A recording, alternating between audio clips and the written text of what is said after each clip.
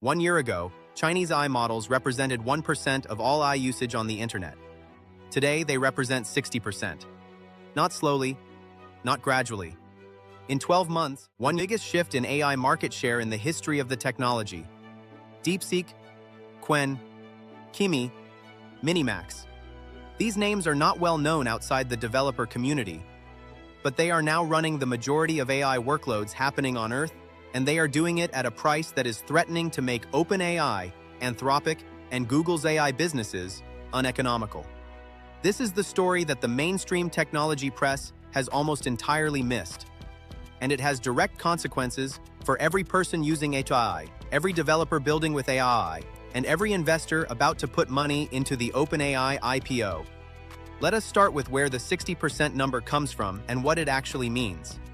OpenRouter is a platform that lets developers access hundreds of different AI models through a single interface. It is essentially the stock exchange of AI models. You can see in real time which models are being used, how much, and by whom. It processes over 20 trillion tokens per week. That is an almost incomprehensible number, but the point is that it represents a real measurable cross-section of global AI usage by developers and businesses. In early 2024, Chinese models accounted for roughly 1% of OpenRouter traffic. By May 20, they account for more than 60%. The models driving this are primarily MiniMax M2.5, Moonshot AI's Kimi K2.5, Zhipu AI's GLM5, and DeepSeek V3.2. Now, a few important caveats before we overstate the case. OpenRouter traffic skews heavily toward developers and technical users. The 60% figure does not mean 60% of all consumer AI usage globally is going to Chinese models. Most people using ChatGPT or Claude are not going to switch to DeepSeek this week. But here is why the OpenRouter number matters enormously. Developers are the early adopters. They set the patterns. The infrastructure choices developers make today become the default for businesses in 12 months and consumers in 24. When developers move to Chinese models, businesses follow. And the reason they are moving is simple: price. So who are these companies, and how did they build frontier AI models so fast? DeepSeek is funded by a Chinese quantitative hedge fund called High Flyer Capital. It does not need API revenue to be profitable. It exists to advance Chinese AI capability, and its models are provided at near cost or as open weights that anyone can download and run. DeepSeek V3.2 is a 671 billion parameter model that runs a sparse attention design. Only 37 billion parameters are active per input, making it dramatically cheaper to run than equivalent Western models. Qwen, made by Alibaba, is the multilingual champion, particularly strong in Chinese, Japanese, and Korean, making it the default choice for any application serving Asian markets. Qwen 3.5 is currently benchmarking close to GPT-4o on most standard evaluations. Kimi K2.5, made by Moonshot AI, is specifically dominant in agentic tasks, AI agents that take sequences of actions rather than just answering questions. This is the fastest growing category in AI deployment, and Kimi's advantage here is significant. GLM5, made by Zhipu AI, leads the combined benchmark rankings among Chinese models with an 85 out of 100 on the BLM composite score. For context, GPT-5.2 and Claude Opus 4.5 score approximately 93 to 94, so there is still a gap at the absolute frontier. But for most practical business applications, the gap is small enough that price becomes the deciding factor. And price is where Chinese models have a structural advantage that is very difficult for Western companies to close. Here is the price reality, and it is stark. Claude Opus 4.6 costs $15 per million input tokens and $75 per million output tokens. GPT-4o is $12 input, $36 output.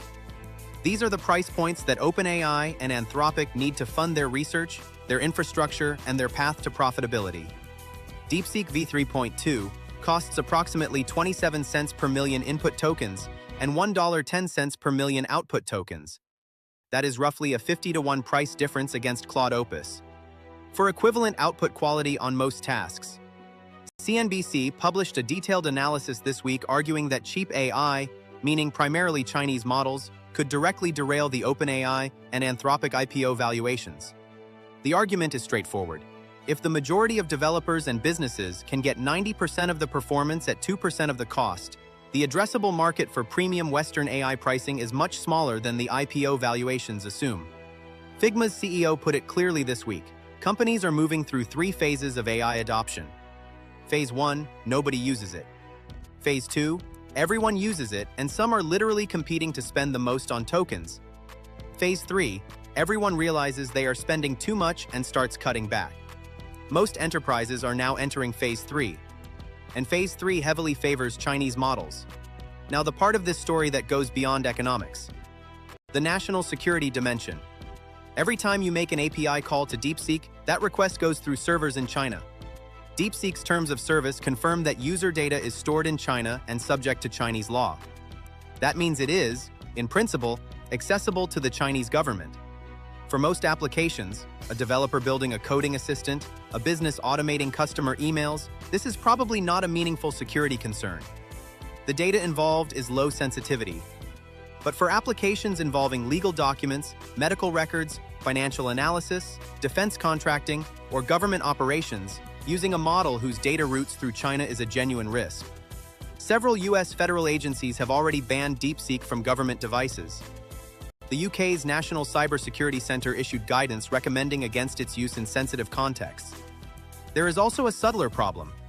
Chinese models have hard-coded content restrictions. They will not discuss the 1989 Tiananmen Square massacre. They will not engage with content that the Chinese government has designated politically sensitive. For most uses, this is irrelevant.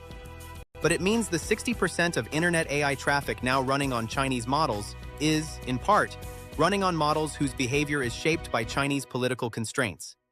This is not a reason to ban Chinese AI, but it is a reason to be conscious of which model you choose for which task, and to understand that free or cheap AI always has a cost structure. DeepSeek is cheap because its funder does not need revenue. That is not a sustainable free market dynamic. It is a strategic subsidy.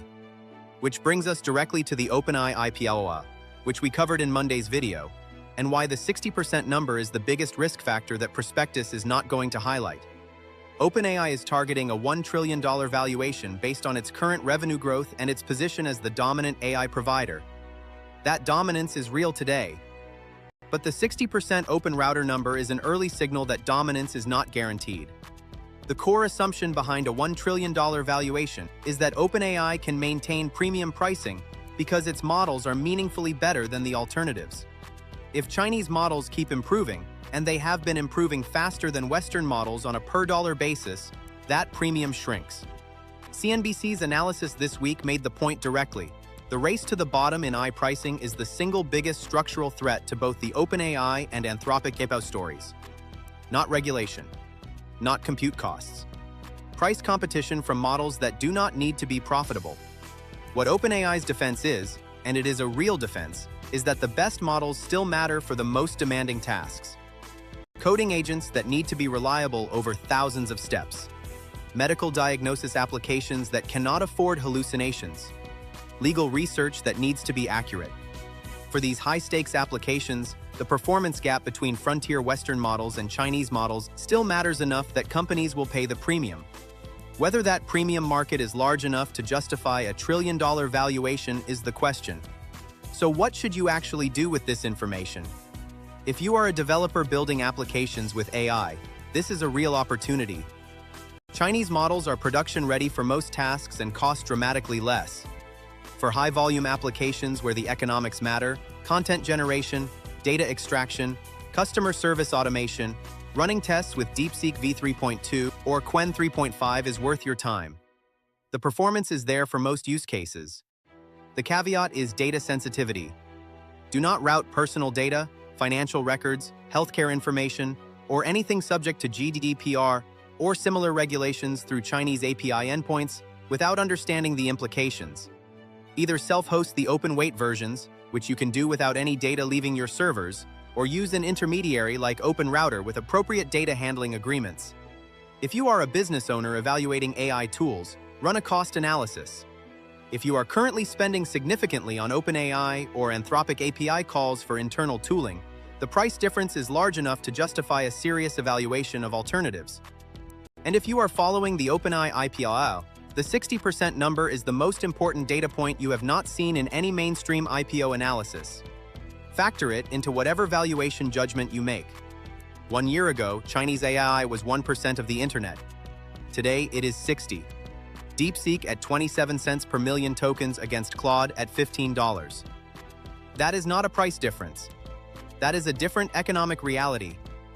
And the OpenAI IPO is asking investors to bet $1 trillion that it does not matter. What do you think? Is cheap Chinese AI a genuine threat to OpenAI's valuation, or is the performance gap still large enough to justify the premium? Drop your take in the comments. Subscribe and turn on notifications. Every Monday, Wednesday, and Friday, what is happening in AI, what it actually means, and what you should do about it? See you Monday.